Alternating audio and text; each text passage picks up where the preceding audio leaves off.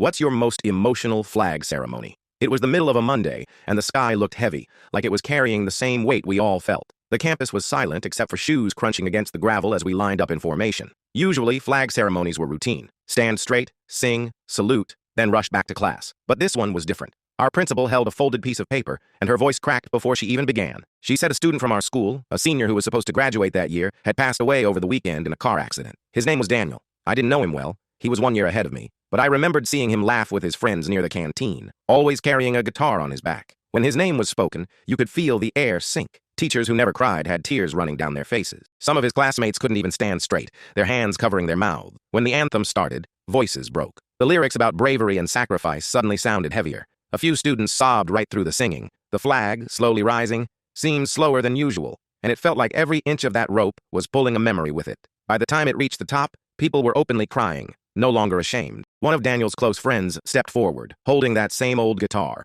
Without microphones, his voice cracked but carried across the courtyard. He played the song Daniel used to sing at school events, and everyone knew the lyrics. Hundreds of voices joined, shaky and uneven, but together. It wasn't rehearsed. It wasn't part of the program, but it was the most honest thing I'd ever been a part of. The principal didn't say anything after that. She didn't need to. The song ended, the flag waved against the gray sky, and we all just stood there, holding on to each other in silence. That was the first time I realized a flag ceremony could feel like more than just a routine. It could feel like a goodbye. I can still picture the faces around me, red-eyed and raw, yet somehow connected. For once, no one cared about grades, uniforms, or who was popular. We were all just people grieving, united under that flag. Years later, whenever I hear that same song or see the flag rise in slow motion, I remember Daniel, and I remember how that day taught me that community is built not just in celebrations, but in how we carry each other through loss. And maybe that's why every time I stand for the anthem now, I don't just hear words. I feel the weight of that morning and the memory of a friend who never got his tomorrow.